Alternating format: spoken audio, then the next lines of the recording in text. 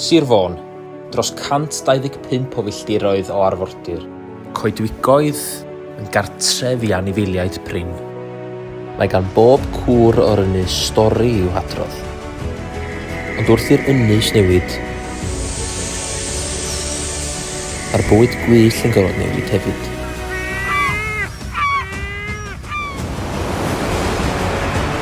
Dwi wedi geisio ddod o hyd i'r bywyd gwyllt yna. Sbia!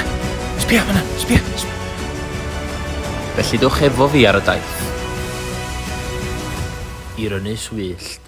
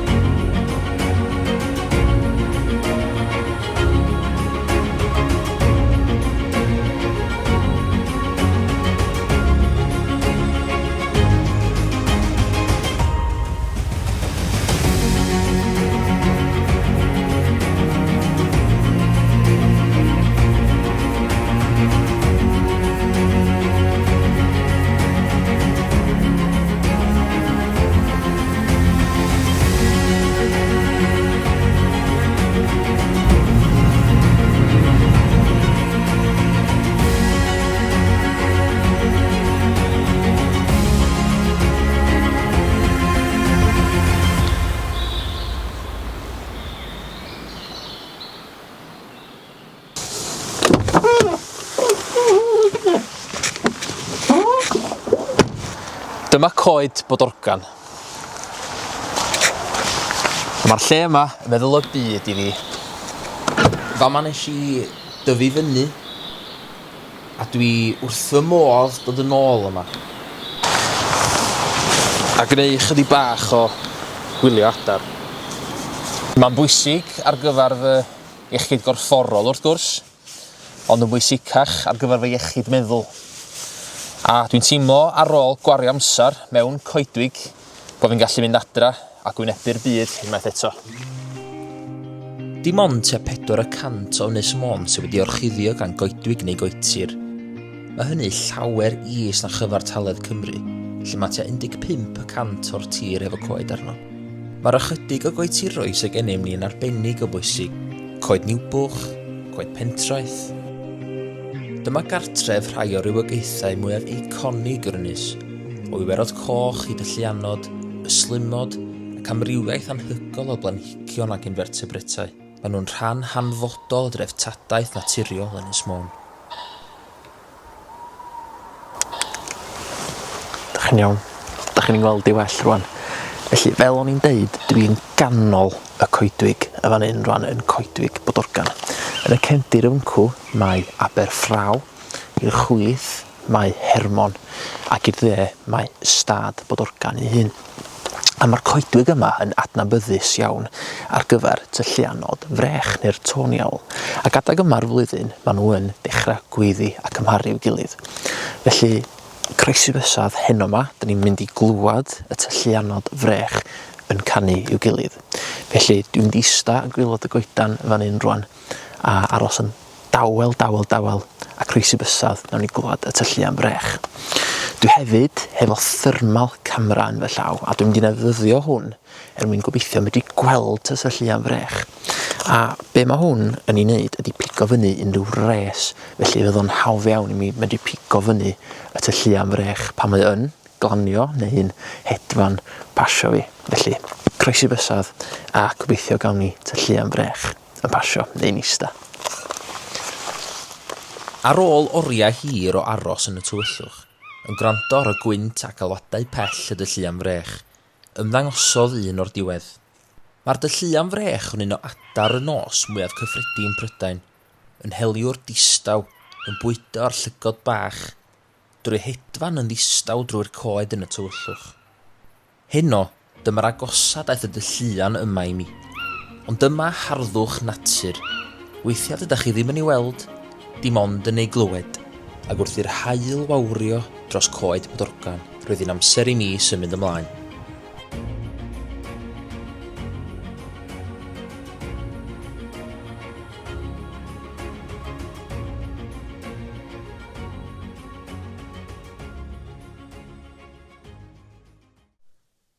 Tydw i ddim yn mynd i ddatgelu lleoliad y goedwig fach yma ar Ynys Cybi, ond wrth i'r nos gau i mewn dros y goedwig, mae rhywbeth yn dechrau symud yn y cysgodion isel.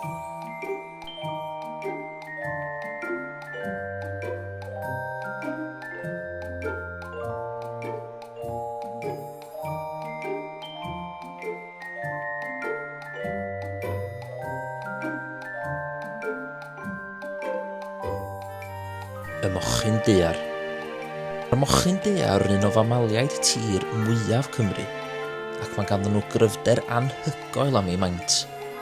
Maen nhw'n byw mewn systemau tanddaearol cymhleth yr enw'r set, weithiau gyda theuluoedd sydd wedi bod yn nyddio'r un rhwydwaith o Dwneli am genedlaethau. Ac wrth i mi wylio, mae'n symud yn araf ar hyd llawr y goedwig, yn defnyddio i synwyr arogl creif ddod y hyd i fwyd, yn bennaf pryfed a mwydod. Ar holl amser yma mae'n gwbl ddi gyffrog am fy mresenoldeb. Mae'n atgoffa fi mai yn y tywyllwch mae llawer o fywyd coedwigoedd Ynys Môn yn dod yn fyw.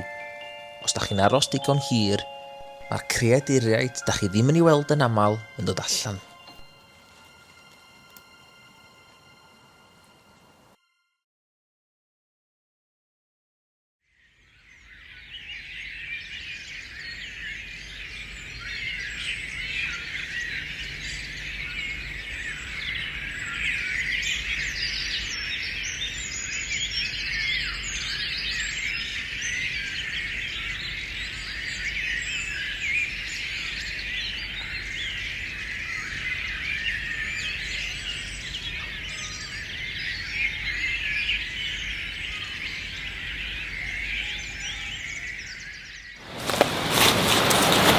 Dwi'n sefyll wrth ymyl goeden ffawydd neu beech tree yn Saesneg, a bod y goedan yma, goeden fawr yma, wedi disgyn mewn storm neu gwyntodd mawr da ni wedi bod yn cael yn ddiweddar, mae'n amlwg bod y goedan yma dal heb farw. Os chi'n sbio fan hyn, mae yna lwyth o fadarch, a mae hyn yn sein bod y goedan yma dal yn fyw. Ond bod arwyddion o diriwiad, dwi wedi cael dod o hyd i'r egin yma, a egin ffawydd ydy hwn. A mae yn arwydd bod yna bywyd dal ar gael i'r goeden ffawydd yma. Felly dwi'n mynd yn ôl lawr yn y ddaear nes i bigo fyny o. A gobeithio mewn cwpl o flynyddoedd mi fydd y goeden ffawydd yna yn tyfu mor fawr ar un yma.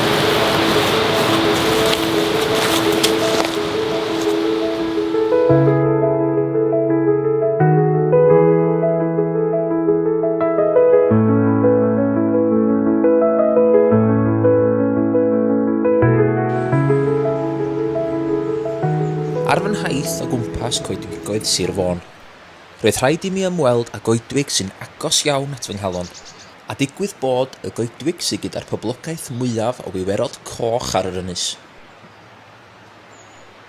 Y wiwer goch ydy'r unig wiwer brodorol yma yng Nghymru. Am filoedd o flynyddoedd roedd yn gyffredin ar hyd a lled y wlad, ond wrth i'r wiwer lwyd gael ei gyflwyno o Ogledd America, dechreuodd poblogaeth y wiwer goch dirywio'n gyflym iawn.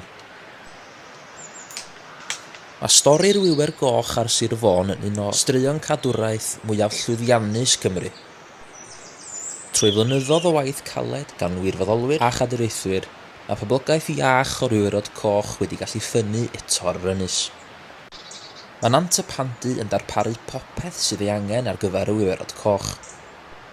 Digonedd o goed a bwyd, mana diogel i nythu, a gwirfoddolwyr yn darparu bwyd iddyn nhw bob dydd.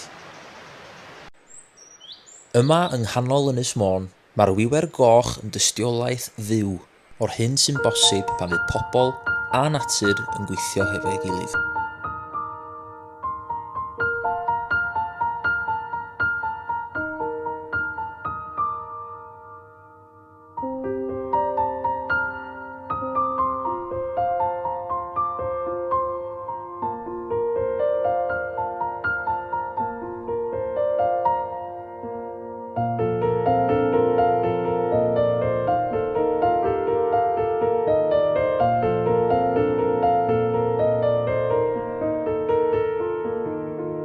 Dwi wedi dod lawr I ardal gwyllt rhosir ddim yn bell o coedwig Ynys.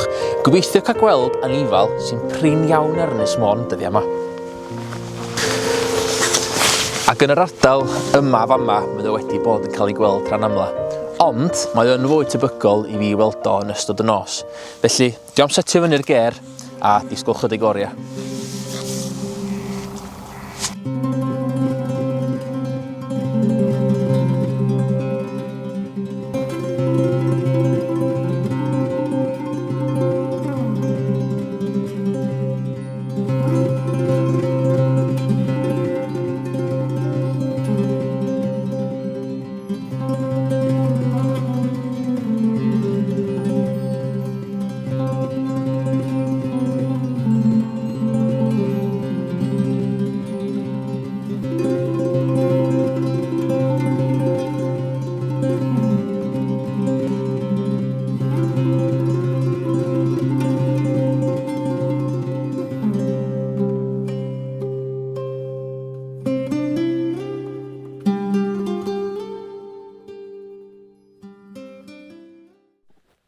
Y tro nesa ar Ynys Wyllt. Yr afon cefni sy'n cael fy sylwi. Yr afon sy'n teithio trwy galon Ynys Môn.